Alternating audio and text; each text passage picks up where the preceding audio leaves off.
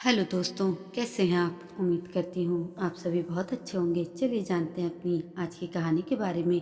पूरा घर फूलों और लाइटों से जगमगा रहा है। आज आरती और विजय अपने नए घर में प्रवेश करने जा रहे हैं। एक ऐसा घर जो उनका लिए सपना ही था, पर आज हकीकत हो चुका है। अपना खुद का घर। पिछले 2 सालों से किराए के कमरे में रह रहे हैं अपने परिवार के साथ। परिवार में आरती और विजय के अलावा उनके 2 बेटे और सासू माँ हैं। आज सासू माँ बहुत खुश हैं और बार बार आरती और विजय को आशीर्वाद दिए जा रही थी। आखिर उनके बच्चों ने अपना घर ले ही लिया, वरना रिश्तेदारों ने धोखा देने में कहाँ कसर छोड़ी थी। विजय के पिता की मौत के बाद पूरी प्रॉपर्टी हड़प ली उन्होंने। और सबसे बड़ी बात, विजय केस भी नहीं कर पाया क्योंकि प्रॉपर्टी के सारे पेपर उन्हीं लोगों के पास थे। कारण था उनके माता पिता का अपने रिश्तेदारों पर अंधा विश्वास करना। कहाँ हवेली नुमा घर था और कहाँ 2 कमरे का किराए का घर। वह तो विजय पारिवारिक व्यवसाय की जगह नौकरी करता था, इसलिए खाने के मंदे कभी नहीं पड़े। उनके पास अपनी थोड़ी बहुत जो बचत थी और आरती के बावजूद की दूरदर्शिता के कारण ये घर संभव हो पाया है। और सासू माँ आज सभी लोगों के सामने आरती और विजय की तारीफ किए जा रही थी।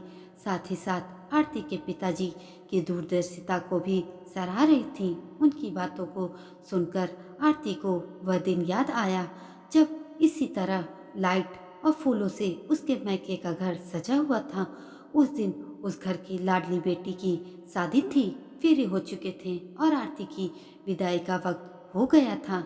लेकिन पता नहीं क्यों विदाई में देरी हो रही थी। शायद लड़के वालों और लड़की वालों के बीच में कुछ मतभेद हो गए थे। बस अभी थोड़ी देर पहले तक तो सब कुछ ठीक था, पर अचानक से क्या हो गया? कमरे में बैठी हुई सभी घर की महिलाओं में इसी बात का ही कौतूहल था। आखिर बाहर हो क्या रहा है? क्यों विदाई में देरी हो रही है?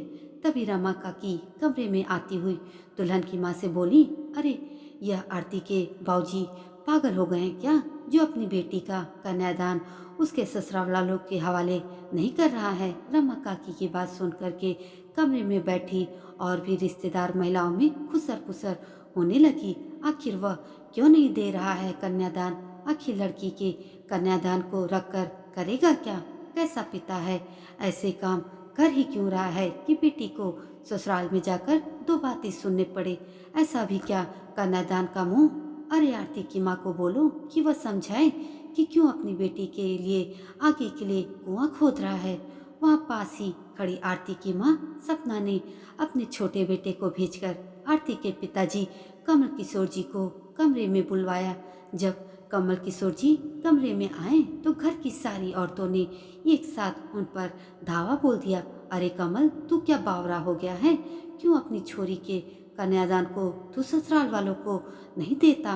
और नहीं तो क्या अपनी लड़की है, जिंदगी भर के ताने क्यों तैयार कर रहा उसके लिए? अरे काकी, मैं तो सिर्फ इतना ही कह रहा हूँ उनसे कि मैं मेरी बेटी के कन्यादान को पैसों की एफडी करवा दूंगा, वह आरती के नाम ही होगी। फिर परेशानी कहाँ है? हाँ, तो इसका मतलब यही हुआ कि तुझे तेरे ही समधी पर विश्वास नहीं है। और वैसे भी कन्यादान पर तो बस लड़की के ससुराल वालों का ही हक होता है। यूं ही धूप में बाल सफेद नहीं किए हैं काकी हमने। हमें सब पता है। देखिए जी, हमारी बच्ची की जिंदगी का सवाल है। आखिर यह कन्यादान के चंद रुपयों के लिए आप क्यों बेवजह उनके उसके लिए कुआं खोद रहे हो? मेरी मानो तो ये कन्यादान के पैसे उसके ससुराल वालों को दे दो। देखो आरती की माँ, वह मेरी भी बेटी है, शादी हो गई है उसकी, तो क्या नाता थोड़ी ना तोड़ा है। शादी के बाद भी उसका भविष्य सुरक्षित है भी या नहीं, उसके लिए सोचना हमारा भी फर्ज है। और रही बात कन्यादान के रुपए पैसों की, तो कन्यादान में आए हुए पैसों का तो हक सिर्फ कन्या का ही होता है। तो जब मैं उन पैसों की एफडी करवा रहा हूँ और वह भी उसी कन्या के नाम से, तो किसी को भी परेशानी नहीं होनी चाहिए। बस इसके आगे मुझे कुछ और नहीं सुनना और कहना। खैर, बड़े बुजुर्गों के मध्यस्थता के कारण आखिर आरती की विदाई संभव हो पाई और कन्यादान के पैसों की आरती के पिता ने उसके लिए एफडी भी करवा दी थी। लेकिन ससुराल में आरती को उसके सास ससुर से ताने सुनने को तो मिल ही जाते हैं, क्योंकि उसके ससुराल वालों के अनुसार उसके पिता ने उनकी बेइज्जती की है। जब भी सासू माँ किसी शादी में जाती हैं तो घर आकर ताना जरूर मारती हैं। देखो, इसे कहते हैं लड़की के ससुराल वालों का सम्मान करना। और एक तेरे पिताजी थे जिन्होंने शादी में कन्यादान के पैसों के लिए सबके सामने हमारा अपमान कर दिया था। लड़की के पिता को कभी भी सिर चढ़ के नहीं नाचना चाहिए। पर आरती उनकी बातों पर ज़्यादा ध्यान नहीं देती थी, क्योंकि उसे पता था कि यह तो उनकी अब आदत हो चुकी है। वक्त कहाँ कभी एक जैसा रहता है। वक्त यूं ही बीत रहा था। आरती के पिताजी की मृत्यु हो गई थी तो आरती विजय अपने दोनों बच्चों के साथ मैके आई हुई थी। 4 दिन बाद ही खबर आई कि ससुर जी भी चल बसे। उनकी मौत के बाद तो जैसे दुखों का पहाड़ ही गिर पड़ा उन पर। रिश्तेदारों ने रोड पर लाने में कोई कसर नहीं छोड़ी उन्हें। इतने में सासू माँ ने आवाज़ दी, आरती कहाँ खो गई हो बेटा, तुम्हारे मायके वाले आ गए हैं। यह सुनकर आरती ख्यालों से बाहर निकली। बाहर आई तो देखा माँ सासू माँ के साथ बैठी हुई थी। वह अपनी माँ को देखकर मुस्कुरा दी। क्या बात है बेटा, चुप क्यों हो? कुछ नहीं माँ, आज बाबूजी की बहुत याद आ रही है, पर वह तो तेरे पास ही हैं। वह कहाँ दूर हैं।